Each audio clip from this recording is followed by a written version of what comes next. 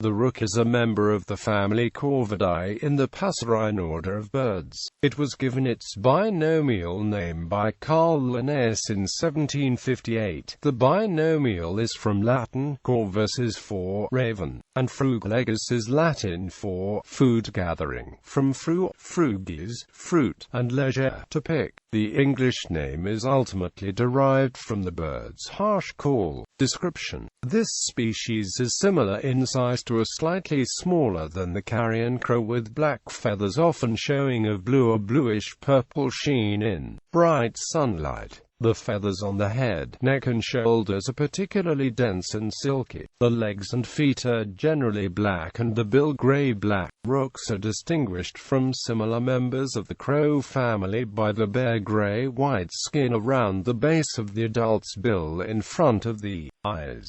The feathering around the legs also looks shaggier and laxer than the congeneric carrion crow. The juvenile is superficially more similar to the crow because it lacks the bare patch at the base of the bill, but it has a thinner bill and loses the facial feathers after about 6 months. Collective nouns for rooks include building, parliament, clamour and storytelling.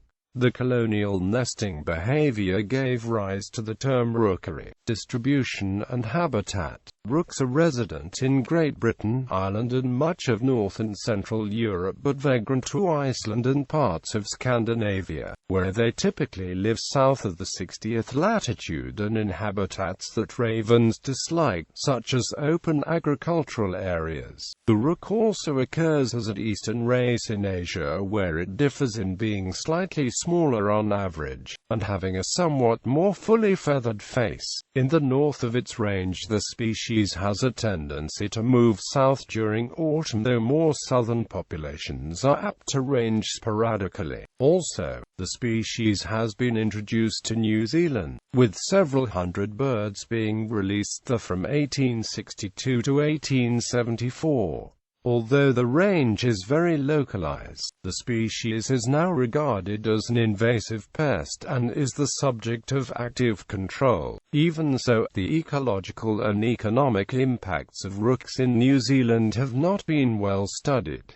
Behavior and ecology. Diet: food is predominantly earthworms and insect larvae, which the bird finds by probing the ground with its strong bill. It also eats cultivated cereal grain, smaller amounts of fruit, small mammals, acorns, small birds, their eggs and young and carrion. In urban sites, human food scraps are taken from rubbish dumps and streets, usually in the early hours when it is relatively quiet. It can also be seen along the seashore, feeding on insects, crustaceans and edible flotsam. Like other corvids, rooks in urban or suburban areas will sometimes favor sites with a high level of human interaction, and can often be found scavenging for food in places such as theme parks and piers. Nesting in a rookery is always colonial, usually in the very tops of the trees. Branches and twigs are broken off trees, though as many are likely to be stolen from nearby nests as are collected from trees. Eggs are usually 3 to 5 in number, can appear by the end of February or early March and are incubated for 16 to 18 days. Both adults feed the young, which are fledged by the 32nd or 33rd day. In autumn, the young birds of the summer collect into large flocks together with unpaired birds of previous seasons, often in company with jackdaws. It is during the autumn that spectacular aerial displays can be seen by adult birds that seem to delight in the autumn gales. Voice: the call is usually described as caw. It is similar to that of the carrion crow, but usually rather flatter in tone. It is given both in flight and while perched, when the bird fans its tail and bows on each caw. Calls in flight are usually given singly, in contrast contrast to the carrion crows, which are in groups of 3 or 4. Solitary birds often sing, apparently to themselves, uttering strange clicks, wheezes and human-like notes.